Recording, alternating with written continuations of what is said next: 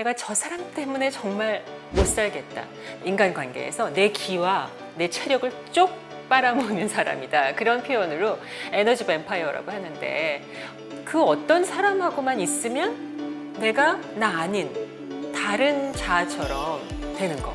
좀 많이 무섭긴 해요. 뱀파이어가 이렇게 피를 먹듯이. 그것도 한번 해보는 거예요. 막 떡볶이 막 먹어보는 거지.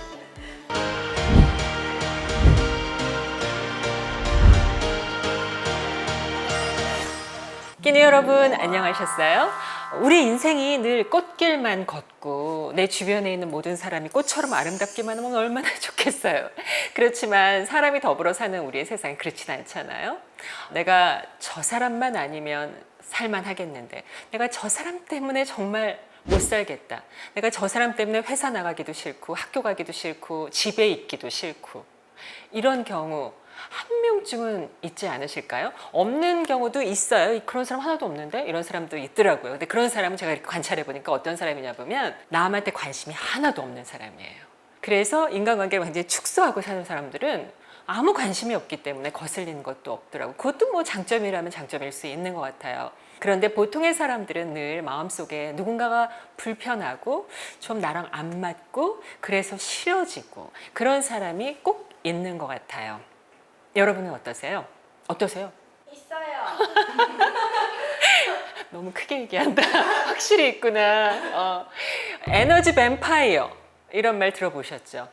요즘엔 굉장히 흔하게 쓰는 말인데, 정신의학자 주디스 얼로프가 처음 쓰기 시작했다 이런 말도 있는데, 요즘엔 뭐 사회학, 경영학, 인간관계 이런 데서 아주 광범위하게 쓰이더라고요. 좀 말이 무섭긴 해요. 뱀파이어가 이렇게 피를 먹듯이 인간관계에서 내 기와 내 체력을 쪽 빨아먹는 사람이다. 그런 표현으로 에너지 뱀파이어라고 하는데, 그래서 오늘은 내 주변에 에너지 뱀파이어 어떻게 하면 좋지? 이 이야기를 끼누 여러분들과 한번 해볼까 합니다.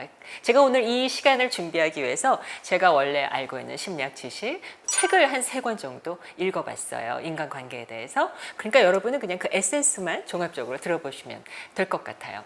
오늘 이 시간에 말하는 것 중에서 나라고 하는 통칭, 나는 우리 모두죠. 우리도 누군가에게 뱀파이어일 수 있어요. 그래서 그것도 되돌아보면서 내가 싫은 사람이 다른 누군가에겐 좋을 수도 있어요. 객관적으로. 그 사람이 나한테만 나쁜 사람일 수도 있고 내가 그 사람이랑 안 맞아서 싫은 것일 수도 있어요. 이런 전제를 깔고 이야기를 한번 해보도록 하죠. 첫 번째, 이 사람들을 어떻게 해야 될까요? 저는 결론부터 말씀드리면 정리한다. 어떻게? 건강하게. 나를 위해서 나의 자존감과 품위와 나의 행복과 나의 편안함을 지키면서 건강하게. 과연 이 사람은 끊어야 될 사람인가 아닌가? 이게 늘 망설여지죠. 우리가 무슨 로봇도 아니고 컴퓨터도 아닌데 어떤 사람 딱 보고 이 사람은 정리, 이 사람은 정리하지 않아. 뭐 이렇게 할 수는 없잖아요. 아마 많은 시간 고민하고 그러다가 이건 정리해야 돼. 그렇게 결정할 거예요. 그럴 때 끊어야 하느냐? 끊지 않아도 되느냐, 이거를 결정하는 기준이 어디 있을까요? 이 관계 속에서 나는 어디에 있지? 나한테 이 관계가 주는 의미는 어떤 것이지? 이걸 한번 생각해 보면 답을 얻을 수 있을 것 같아요. 여러분 스스로는 알거든요. 이 관계 속에서 내가 항상 이렇게 뭔가 충전이 있거나 아니면 뭔가 즐거움과 행복이 있거나 편안함이 있거나 이러면 좋은 관계인데, 그렇지 않고 뭔가 만나고 오면 좀 마음이 다 털린 것 같고 체력도 다 방전된 것 같고, 그러면 좋은 관계라고 할 수 없죠. 그리고 나한테 이 관계가 의미 있는 그 무엇이어야 하죠. 이 중요한 나의 인생과 시간에서. 그래서 그걸 한번 점검해 보면 이 관계를 어떻게 해야 할까가 답이 나올 것 같아요. 물론 그 해석은 주관적 해석이에요. 객관적 해석은 아니에요. 이 답은 나만 알 수 있는 거죠. 두 번째, 이 관계가 끊는 것이 타당한 것인가를 한번 객관적으로 생각을 해보는 거죠. 점검. 그때 우리가 좀 짚어볼 문제를 한 3가지 정도 생각해 본다면, 첫 번째는 이 관계가 일방적인가? 이걸 한번 생각해 보는 거예요. 예를 들어서 관계는 상호 관계여야 하는데, 그러니까 주고받는 거여야 돼요. 기쁨도 주고받고 즐거움도 주고받고 행복도 주고받고 편안함도 주고받고, 뭐 조언을 한다면 조언도 주고받고, 그래야 되는 관계인데 일방적이라면 이거는 옳은 관계는 아니라고 할 수 있겠죠. 두 번째는 이게 감정적이든 신체적이든 소모적인가? 그 관계를 통해서 뭔가 이렇게 채워줘야 되잖아요. 그런데 이 관계를 통해서 나는 그 대상 때문에 힘들고 내 감정 소모가 되고 신체적으로, 정신적으로 에너지를 뺏긴다. 이렇다면 관계는 정리해야 될 관계인 거죠. 세 번째는 나로 살아야 되잖아요. 진짜 나로 살아야 되는데 가끔 이럴 때 있어요. 그 어떤 사람하고만 있으면 내가 나 아닌 다른 자아처럼 되는 거.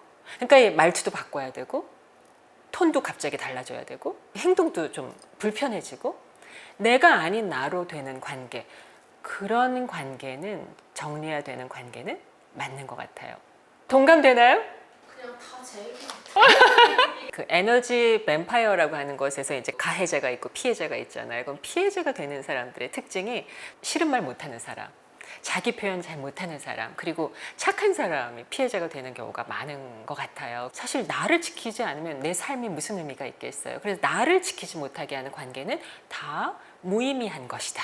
내 자존감도 지키면서 내 삶도 지키면서 내 품위도 지키면서 그 방법을 찾아야 되는 거죠. 세 번째, 그러면 이제 우리가 방법을 생각해 봐야 되죠. 이거는 정리해야 되는 관계 맞아 하고 확인이 됐는데 어떻게? 두 가지 방법이 있을 것 같아요.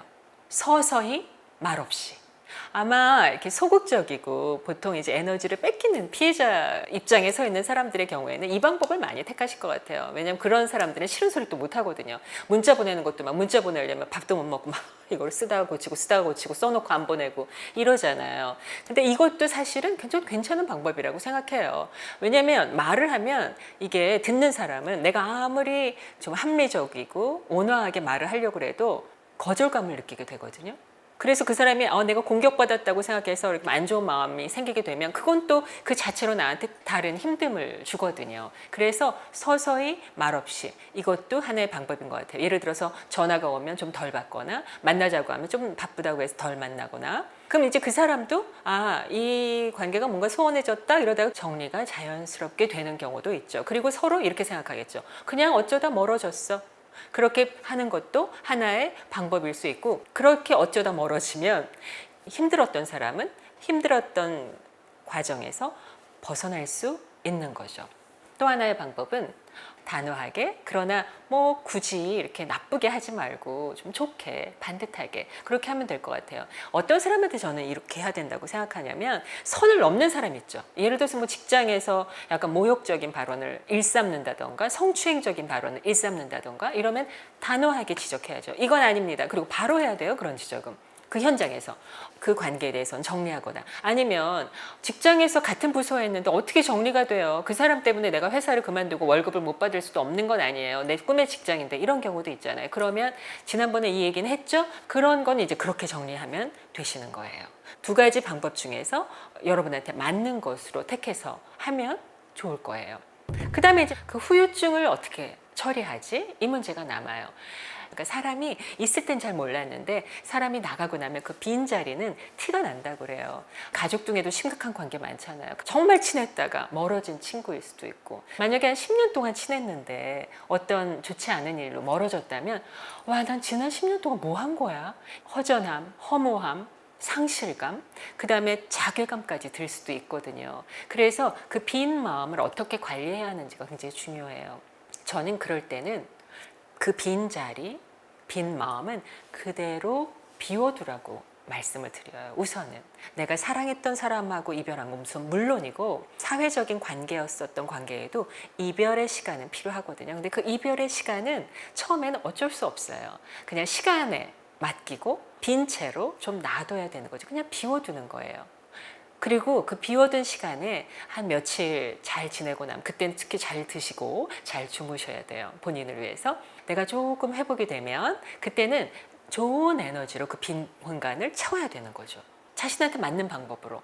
왜 그 공간에서 나갔다 오는 건 이럴 때 여행은 참 좋은 것 같아요. 공간에서 떨어지면 마음도 멀어지거든요. 그 문제로부터. 아니면 내가 좋아하는 취미가 있다면 그 취미를 해보는 것도 좋고 아니면 땀을 막 뻘뻘 흘리면서 운동을 해보는 것도 좋고 그것도 한번 해보는 거예요. 막 떡볶이 치킨 막 먹어보는 거죠. 그것도 좋아요. 그런 걸 해보면서 나한테 다시 회복할 시간과 여유를 허락하는 거죠. 그러면요, 좋은 인연은 다시 와요. 진짜 와요. 제 60년 경험이에요. 빈자리에 이전보다 더 좋은 인연이 꼭 와서 자리를 채워요. 내 삶을 더 행복하게 해주고 서로 상생할 수 있는 그런 좋은 인연이 꼭 와요. 오늘 제가 끼누 여러분들과 누구든지 한 명쯤은 있을 나를 힘들게 하는 사람, 저 사람만 없으면 내 인생이 편해질 것 같은데, 내 인생이 좀 살만할 것 같은데, 그런 사람들에 대해서 누구를 위해서? 여러분 자신을 위해서, 저 자신을 위해서 어떻게 하면 좋을까 생각해 봤어요.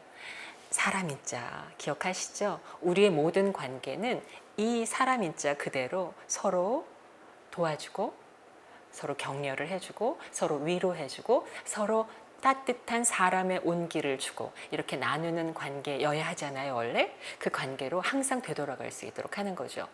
그럼 뭐 모든 사람이 그렇게 관계에서 성공했느냐? 아니에요. 모든 사람이 저는 한 번쯤은 큰 실패나 큰 아픔과 큰 고통을 겪었을 거라고 생각을 해요. 그걸 통해서 다시는 그러지 말아야 되겠다 하고 내가 학습이 돼서 내가 조금 어제보다 단단한 사람이 됐다면 그게 성장인 거죠.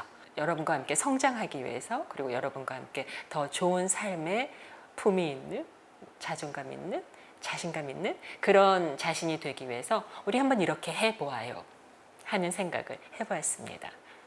제발 다음 시간에 꼭 오세요. 조회수 안 나오면 끼누 분들 다 어디 갔나 싶어요. 섭섭해요. 다음 시간에 꼭 오세요.